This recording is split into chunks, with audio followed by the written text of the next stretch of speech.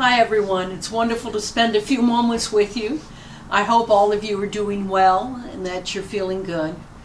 And I know we continue to be under these restrictions, but still in all, I am trying to call most of you and get in touch with you. And if you haven't heard from me lately, please just give me a call. You can dial 3883 on your Hermitage phone, or you can just call the desk and they'll connect you with me. I may be at home, but I've always got my phone with me, and I'd love to talk to any of you, to everyone. Well, I wanted to, I've been thinking a lot about myself, and this time's kind of informal, so I was reminded of something my mother did. My mother was a wonderful person. Here's a picture of her. And she had a great smile and a great laugh, but she was funny about some things. And one of the things my mom was kind of funny about was that she had to talk herself into things sometimes.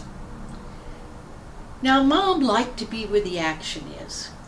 But I think, and in life, and when she was young, that probably got her into a little bit of trouble from time to time. She talked about that. How she liked to be where the action was. And it wasn't always the smartest thing to do, but she did well, and she did a lot of things very well, and so it was wonderful. But I have to admit, she became a little more prudent over time.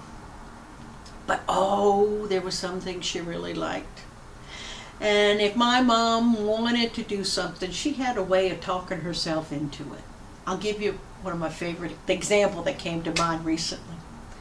When Mom, for one thing, Mom was really funny about her age. She didn't want anyone to know her age. And the reason was, I think, was because she was 2 years older than Dad.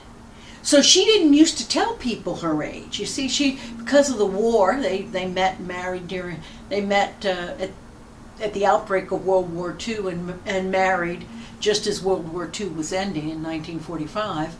And I think she was 27 years old when she got married, and Dad was 25. And I think she just didn't like the idea of people knowing how old she was. So she always kind of kept it close. She kept it a secret. That wasn't until she turned 80. And then when she turned 80, she decided to have a party. Well, my younger sister Betsy, is terrific at organizing parties. Betsy went all out. She rented the local auditorium. She even got a band. She invited everybody who ever knew Mother, and she just did everything. Well, Mom had just started walking on a walker. She had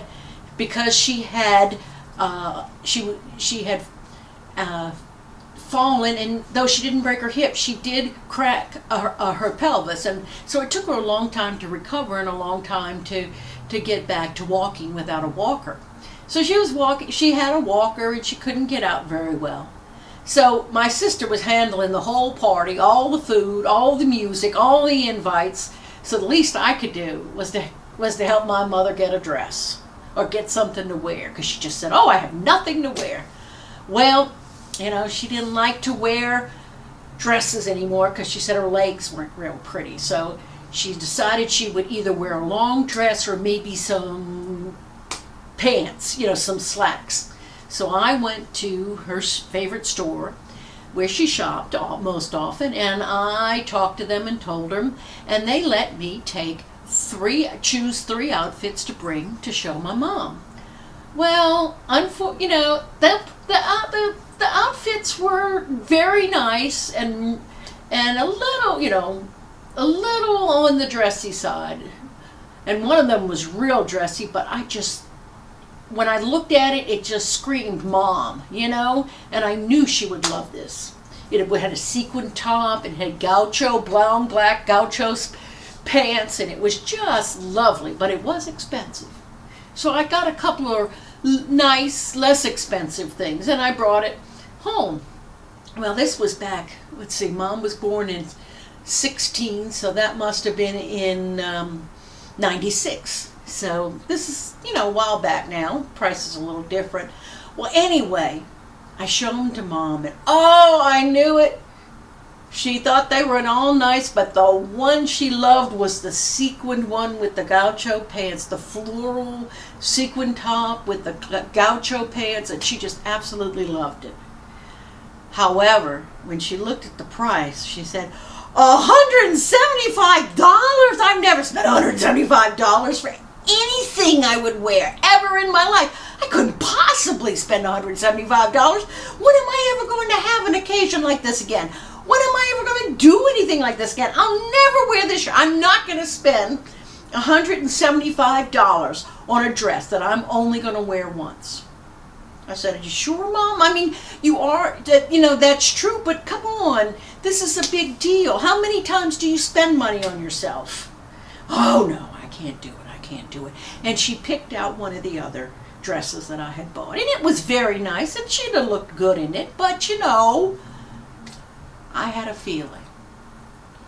So, I pack up all the dresses, and I'm getting ready to go back, the other two dresses, and, I'm getting ready to go back to the store, and as I start to head out the door of her bedroom, she said, wait a second, let me look just one more time. And so I knew which one she was going to go to. She went to the sequined top with the gaucho pants and everything, and she said, oh, it's so lovely.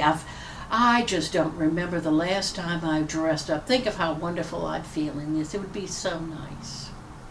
But I can't spend $175 on something I'm only going to wear once. And then she thought, oh, I know.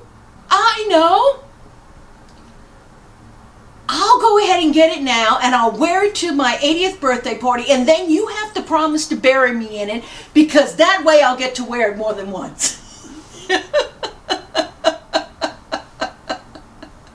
That's the way my mom was. She managed to find a reason, most of the time, to talk herself into doing the things she wanted to do. It was really kind of fun to watch it happen. And it was it was certainly innocent. I don't know of her any time getting into anything, talking herself into anything that wasn't right. But I have to admit, it was funny. And so she wore that dress, and she looked beautiful in it, and she was so proud of it. As a matter of fact, she wore it a second time, because when she went into the nursing home, they had a Mardi Gras ball. It's New Orleans, lots of Mardi Gras. She wore the dress again when she was on the court of the Mardi Gras ball. And so she was. It was really nice because she got to wear that dress, and they had men in young Marines in their dress blues who were their escorts. For the court, for the royal court, and it was so nice. And Mom just loved that and ate that up too. And of course, she did wear it one more time. We did. When she finally passed away, we knew exactly what dress to bury her in. Sometimes we have to talk ourselves into doing things. Sometimes we do it in a good way. Sometimes in a harmless way. Sometimes in a not so good way. But just because we think about it and we have to talk about it to ourselves, I think it's all right. I think it's all right. It's particularly all right if we're listening as we try to make our decisions, to include, hey Lord, do you have anything to say about this? And find out if we get a little nudge in one direction or the other.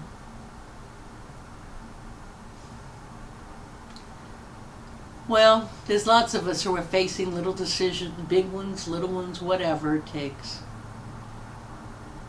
But for most of the things we find ourselves that we have to do, if we look, we can find something positive in it. I think I've talked about that before, but I don't want to keep you now. All I wanted to do is let you know that I've been thinking about lots of things lately. And my mother was an amazing person. I bet you can think about the people in your life who are amazing too. I hope you do. And I hope they bring you joy. Till next time. May God bless you and keep you safe. And may He bring you remind you of all those things that have warmed your heart and the people who have warmed your heart through the years. Amen.